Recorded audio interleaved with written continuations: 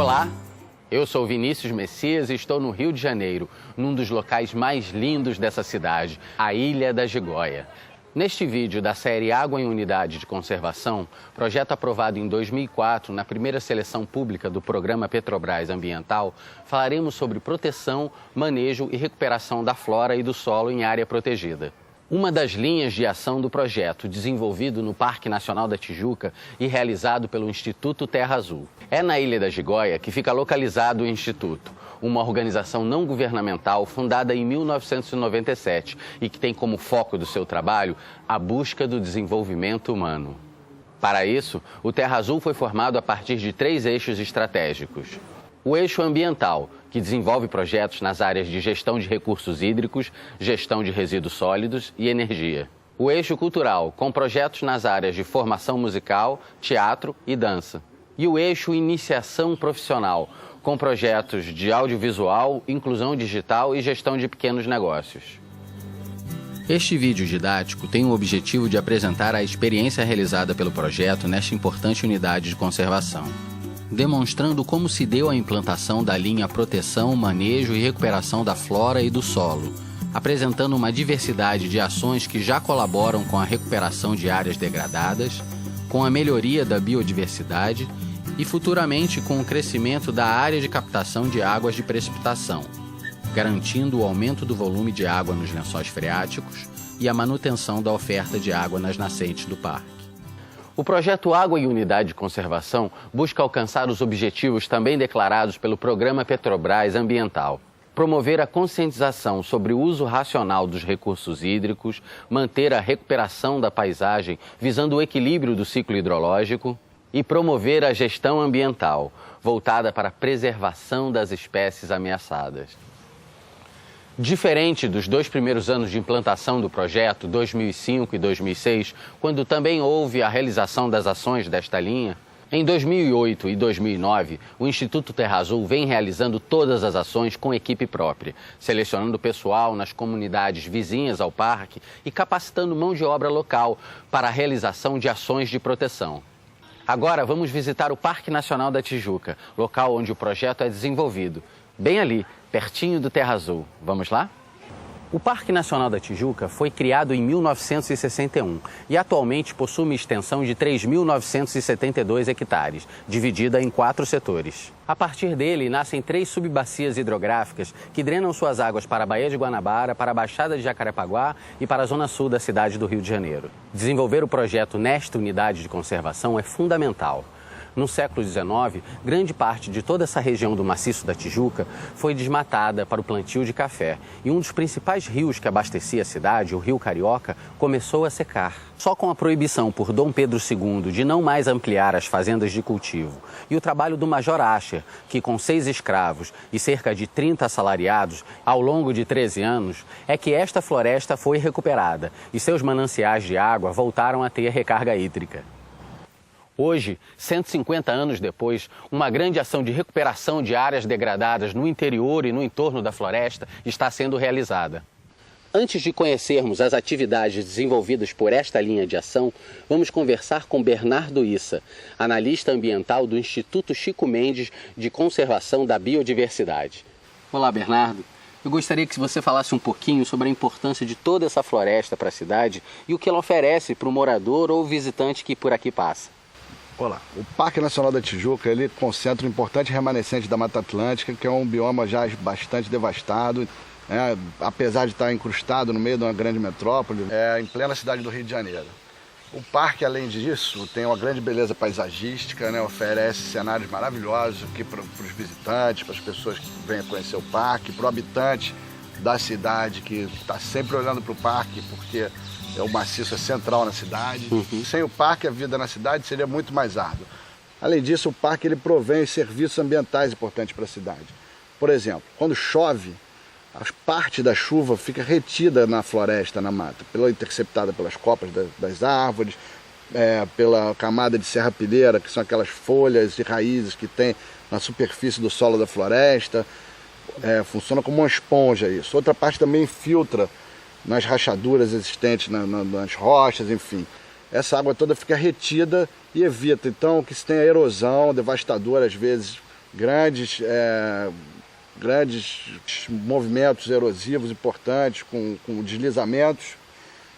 Da mesma maneira também, como essa água fica retida, ela vai saindo aos pouquinhos, evita a enchente das áreas planas da cidade. Então ela segura essa chuva e evita que se tenha enchente e erosão. Então ela também serve como manancial de abastecimento de água para as comunidades que vivem no entorno do parque. O parque então tem esse papel super importante, ele regula também o clima, né? De certa maneira a gente tem um equilíbrio melhor do clima na cidade do Rio de Janeiro por conta da floresta, da presença da floresta.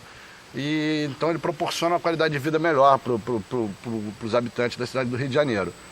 Então é importante que projetos como o do Instituto Terra Azul, o projeto Água e Unidade de Conservação, que cuida de recuperar os trechos que ainda precisam ser recuperados dentro e no entorno do parque, então está melhorando ainda mais a qualidade da Mata Atlântica, desses serviços ambientais que o parque proporciona para a cidade. Ainda bem, né? Obrigado, Bernardo. Realmente, o Rio de Janeiro não seria o mesmo sem o Parque Nacional da Tijuca. É bom lembrar que um dos ícones mais importantes do Brasil está localizado aqui, no Morro do Corcovado, a estátua do Cristo Redentor. A população utiliza o parque para o lazer, para a pesquisa, para a cultura, enfim, esta unidade de conservação colabora imensamente para a melhoria de qualidade de vida de toda a cidade. Agora que todos já entenderam por que é fundamental proteger o Parque Nacional da Tijuca, vamos retornar à área de intervenção do projeto Água em Unidade de Conservação, para verificar os passos de implantação da linha de ação, proteção, manejo e recuperação da flora e do solo. O primeiro passo para se implantar ações de proteção, manejo e recuperação numa unidade de conservação é a organização de uma equipe habilitada. No primeiro ciclo do projeto, em 2005 e 2006, foi contratada, através de edital de licitação, uma empresa de reflorestamento para execução dos serviços. No segundo ciclo, em 2008 e 2009, o Instituto Terra Azul investiu na formação de equipe própria, realizando uma forte articulação e mobilização nas comunidades do entorno, a exemplo do Andaraí, Camarista Meyer e Morro da Formiga. Este processo foi seguido de capacitação técnica e prática em campo, buscando avaliar a produtividade de cada um dos selecionados. A equipe formada passou a ter, além de uma gerência e um técnico de campo, 10 serventes e um encarregado. Mas vocês acham que executar esse trabalho é fácil? Daqui, os trabalhadores sobem a pé até uma altitude superior a 700 metros, onde ocorrem duas ações importantes: a recuperação da floresta e os aceiros contra incêndio. Na base do Morro do Elefante, o projeto alugou um local para a guarda de ferramentas e rustificação das mudas que serão usadas futuramente. Antes de iniciar a subida, todos reúnem as ferramentas, tomam o café oferecido pelo projeto e recebem as instruções para o desenvolvimento das tarefas do dia. Estamos no aceiro construído pelo projeto Água em Unidade de Conservação.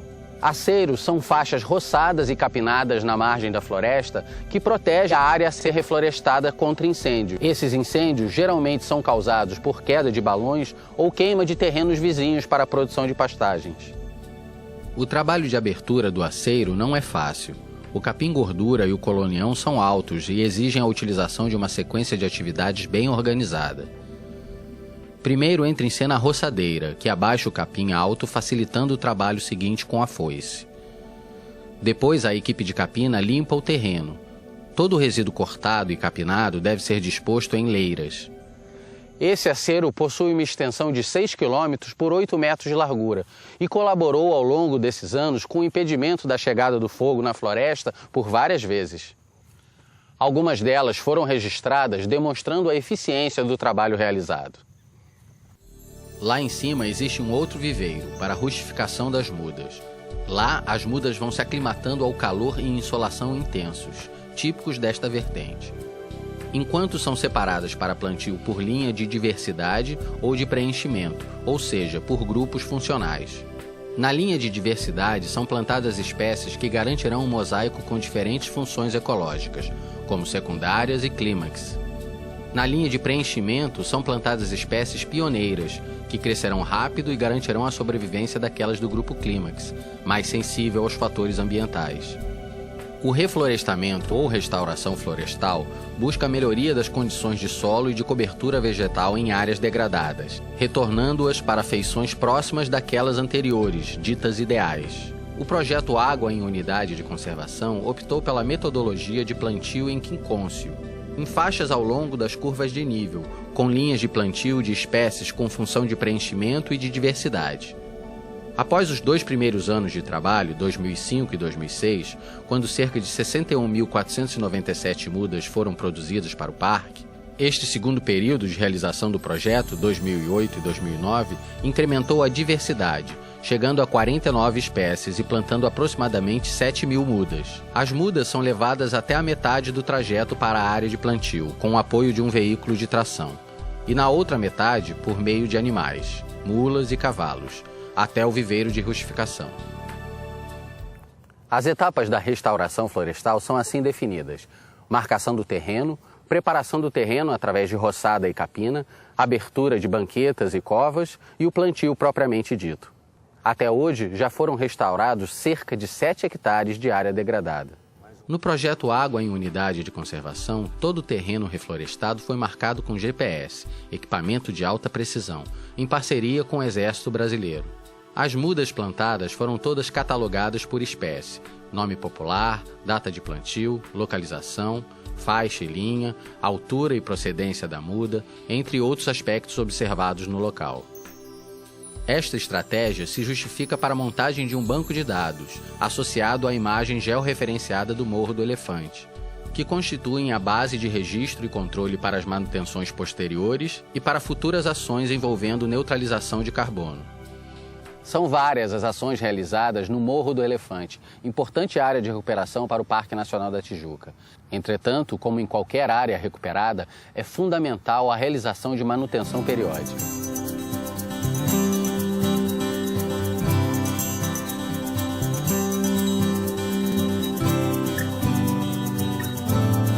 Vamos voltar agora para o Parque Nacional da Tijuca e conhecer a ação de manejo de espécies exóticas. O terceiro passo importante de intervenção realizado por esta linha de ação é a eliminação de espécies exóticas, que acabam por competir e prejudicar o desenvolvimento de espécies nativas, aquelas típicas do bioma Mata Atlântica. No caso do Parque Nacional da Tijuca, o projeto Água em Unidade de Conservação removeu a dracena, que foi introduzida para fins de paisagismo, passando a ocupar de forma descontrolada as áreas próximas às vias de acesso no interior do parque. Essas espécies chegam a altura aproximada de 4 metros, formando verdadeiros bosques e impedindo a entrada de luz, para que as sementes das espécies nativas que caem no solo possam germinar. A consequência é que houve uma mudança radical nas características da mata e o desaparecimento da fauna, que antes se alimentava das sementes e dos frutos produzidos pelas nativas. A ação de manejo foi realizada em 3 etapas: destoca, transporte do material para fora da unidade de conservação e plantio de espécies nativas de subbosque. A metodologia empregada foi a retirada completa do indivíduo, pois se for deixada alguma parte vegetativa, a dracena volta a brotar e transformar-se em nova planta adulta. Todo o material destocado precisa ser levado por dentro da mata até uma estrada de acesso, para que caminhões possam fazer o transporte para fora da unidade de conservação. No caso do projeto, a parceria com a Conlurb promoveu a retirada da enorme quantidade de material manejado e sua transformação posterior em composto orgânico, para futura utilização em outros locais da cidade. A última etapa do manejo é o plantio de espécies nativas nas áreas manejadas. Foram utilizadas espécies de subbosque, ou seja, aquelas mais adaptadas à sombra, produzidas no viveiro de mudas da Mata Atlântica, construído pelo projeto no interior do Parque Nacional da Tijuca. Como não poderia deixar de ser, esta etapa do trabalho, embora menos desgastante do que subir no Morro do Elefante, também contou com a colaboração da equipe de campo, que se empenhou na retirada do material. Para ilustrar melhor o trabalho realizado desde a produção das mudas até o plantio, vamos conhecer o viveiro implantado em 2005 pelo projeto. Vamos lá? Estamos chegando na Casa do Chefe, local onde foi construído o viveiro de mudas da Mata Atlântica, e vamos conversar com a bióloga Andréia Vanini. Como funciona esse viveiro? Esse viveiro, ele tem uma importância no projeto muito grande, né? Para esse viveiro, nós trazemos as mudas, as plântulas que são resgatadas de áreas que elas podiam ser pisoteadas dentro do parque. Então a gente coleta essas plântulas, traz para cá, espera elas crescerem, né, aumentar o seu vigor e depois essas mesmas mudas vão retornar para a floresta para enriquecer, né, aumentar a riqueza florística dessa floresta. As mudas que a gente tem aqui são praticamente todas secundárias tardias e climáticas, ou seja, são espécies adaptadas à meia luz. Isso é uma característica desse viveiro. Esse viveiro não é um viveiro muito ensolarado. Inclusive a gente utiliza o sombrite, mas na verdade é na intenção de diminuir o impacto da chuva sobre essas mudas, seria um chuvite que a gente gosta de falar, e ela é muito importante então para a preservação da riqueza genética e também florística dessa floresta. Esse viveiro tem uma função ligada à educação ambiental, não é mesmo? Ele tem uma função muito importante em educação ambiental. Nós trazemos escolas para visitar esse viveiro, realizar ações aqui dentro. Trazemos também os jovens que frequentam os núcleos e mesmo todos os visitantes do parque, por ele estar numa localização estratégica, sempre também visitam aqui e conhecem muitas espécies importantes aqui que constituem a Mata Atlântica, muitas delas em perigo de extinção. Agora que já conhecemos de onde partem as mudas para a ação de manejo, vamos conhecer quem nos apoia na ação de monitoramento desse trabalho. A equipe do Laboratório de Ecologia Florestal da Unirio, parceira do projeto, que realiza a pesquisa sobre a regeneração da floresta nas áreas manejadas. Estou aqui com o professor André Zaú, do LEF, Laboratório de Ecologia Florestal. Bom dia, André. Bom dia. André, conta pra gente como é que se dá essa parceria entre o LEF e o Instituto Terra Azul. Bom, o Laboratório de Ecologia Florestal da Universidade Federal do Estado do Rio de Janeiro, no Rio, vem desenvolvendo trabalho de pesquisa no parque há muito tempo, há vários anos, né? E aí surgiu a oportunidade, recentemente, do desenvolvimento dessa parceria específica no que se refere ao controle de uma espécie exótica, ou seja, uma espécie que não é nativa do Rio de Janeiro nem nativa do Brasil, né? Uma espécie africana, que é especificamente a dracena. E quais são as atividades que vocês realizam para atingir os objetivos do projeto? Então, em cada um dos 4 tratamentos é colocado um quadrado de 1 metro por 1 metro, subdividido em 100 quadrados menores de 10 por 10. E aí esse quadrado colocado sobre 30 parcelas de cada tratamento pode ser avaliado tanto do ponto de vista qualitativo, ou seja, quais as espécies que ocorrem na área, como do ponto de vista quantitativo, com precisão. Nessas medições são avaliados, então, a altura das plântulas, são avaliados o número de folhas, o percentual de cobertura, o estado de sanidade da muda, né? Qual é essa espécie, e muitas vezes a gente tem a regeneração de espécies ameaçadas de extinção aqui no parque, o que é uma questão bastante relevante, contribuindo para a conservação da área do parque, né? Com essa avaliação precisa, a gente pode, inclusive, acompanhar o processo que ocorre eventualmente quando pequenos fragmentos de dracena ficam na floresta, provenientes dessa retirada inicial, e novos manejos, né? Novas retiradas de pequenos fragmentos de rebrota da dracena sejam realizados. Então é muito importante que isso seja um processo contínuo de acompanhamento da recuperação da área. Nesse pedacinho que foi manejado, foi retirada a dracena, a gente pode observar várias espécies rebrotando, inclusive uma que é ameaçada de extinção, da lista oficial de espécies brasileiras ameaçadas de extinção, que é o palmito jussara. Então é uma espécie muito importante para aqui para o parque e que está tendo a possibilidade de recolonizar áreas que eram ocupadas por uma espécie exótica, uma espécie não nativa do Brasil. Proteger a água e a biodiversidade significa proteger, manejar, recuperar a floresta. Para isso, o Parque Nacional da Tijuca conta com a sua participação, da sua empresa, da sua escola, da sua instituição, enfim, com todos nós. As ações desenvolvidas pela linha Proteção, Manejo e Recuperação da Flora e do Solo estão completamente interligadas com aquelas realizadas pelas linhas Monitoramento da Qualidade da Água, Educação Ambiental e Comunicação. Por isso, assista aos outros vídeos da série Água em Unidade de Conservação. Faça parte da rede de proteção ao Parque Nacional da Tijuca. Sem ele, o rio seca. Entre no site e cadastre-se.